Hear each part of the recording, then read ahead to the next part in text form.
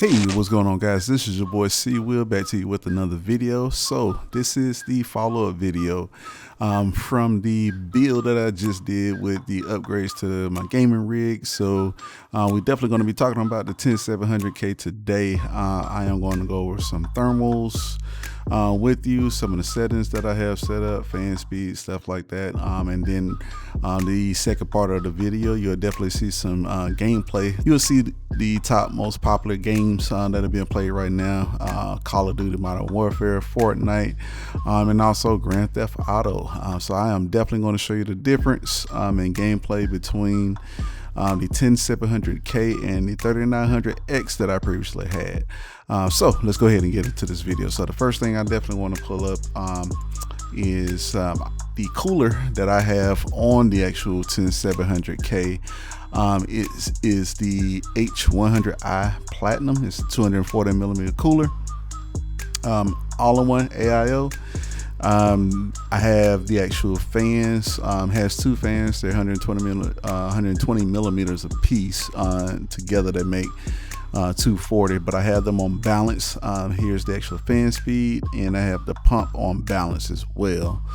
And as you can see, the package just says it's 27 degrees, and I think that's actually the liquid that's on the inside of the unit.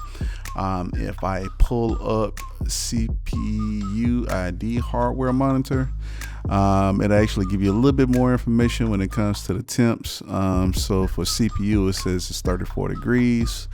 I actually just ran a Cinebench test, and that's the highest that it got up to, and I'll run that again. The voltages here, everything I have pretty much set on auto by the motherboard, and I didn't make any other tweaks to it. We got the CPU fan speed, all that stuff, GPU clocks and all that. Utilization, it just gives the actual processor utilization. It's something funny, and you'll see it in the actual the benchmarks for the gameplay. MSI Afterburner, for some particular reason, does not pick up on the clock speed for the 10700K, nor does hardware monitor.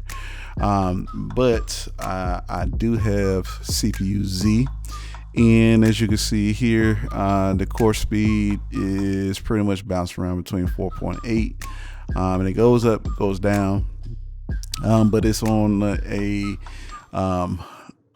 auto setting by the actual motherboard, so I haven't done any type of overclocking yet. So here's just what it's, what it's bouncing around with. And here's what I actually have set up for, again, for the actual fan speeds for the cooler. So what I want to do just real quick, I actually just want to run a Cinebench test. And I'm not using this processor for any type of multi-threaded work. It's just for gaming. But what I want to do is actually just show you what the score is, and I actually just want to get the temperature up. So let's run this a couple of times.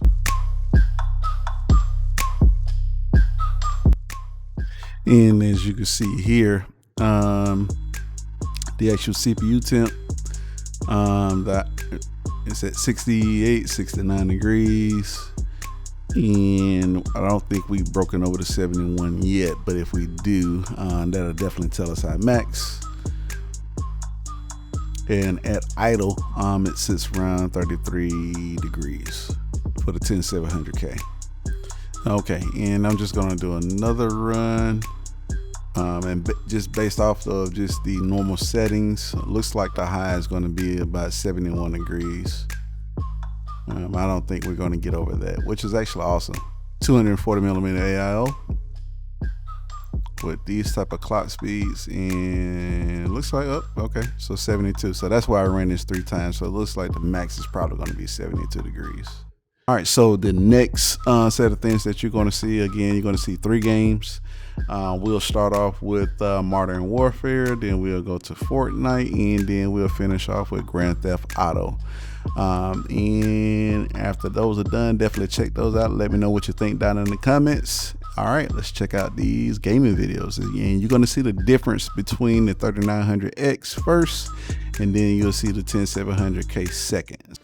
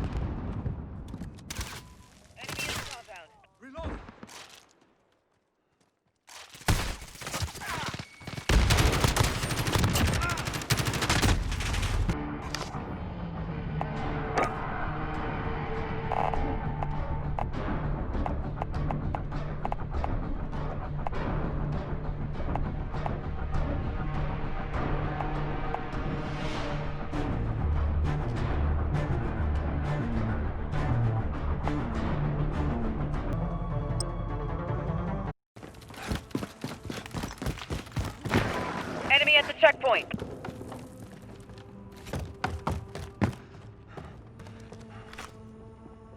Claymore set. Reloading!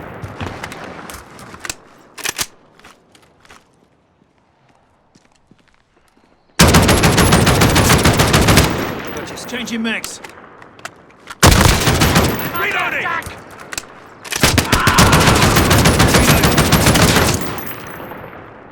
Reloading!